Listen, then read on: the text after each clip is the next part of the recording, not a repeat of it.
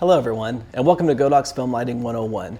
Today, let's talk about how we go from this to this, and from this to this.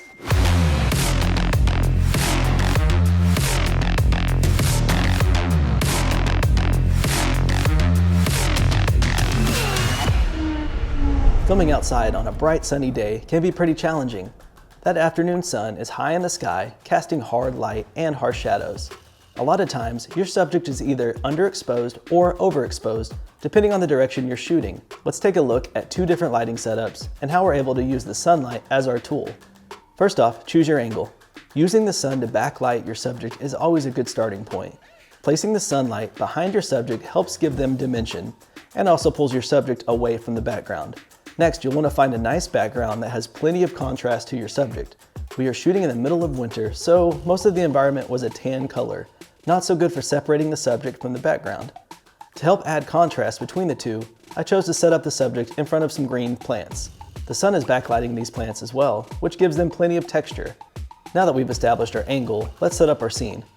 When shooting in sunlight, you want to try to wrap the sunlight around the same side of your subject. This allows the light to look motivated and realistic. I set up a collapsible diffuser and clamped it to two C-stands. I then brought in a Godox VL300. The VL300 at 100% power is actually brighter than the sun. It can be powered by two V-mount batteries, which is exactly what we needed since we didn't have access to a power source. Shining the bright VL300 through the collapsible diffuser illuminates the subject with soft, natural-looking light. Because of her blonde hair, the backlit sun was blowing out the highlights of the image. To help with this, we brought in a 4x4 silk flag to help soften the sunlight on her backside. This allows her to remain backlit, but with softer, smoother roll-off. From here, I added a flag to her opposite side to help reduce the amount of light bouncing off of the ground. This helps shape the light on the right side of her face. This is called negative fill.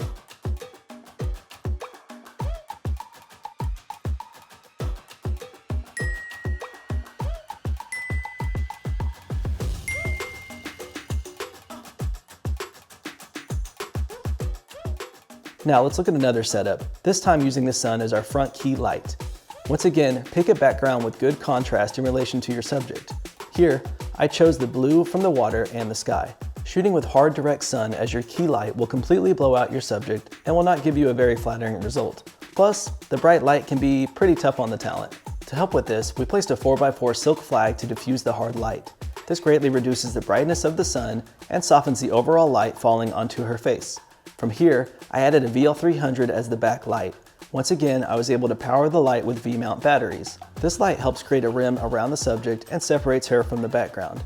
I placed the light on the same side as the key light as if we were wrapping the sun around this side of the subject. The last step is once again adding a flag to the opposite side of the subject to create a negative fill, which adds a touch of shape to the subject's face.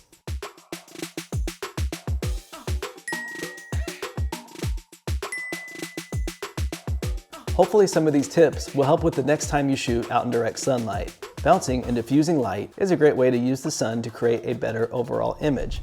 Thank you for tuning in to this episode of Godox Film Lighting 101. We'll see you next time. Until then, happy filmmaking.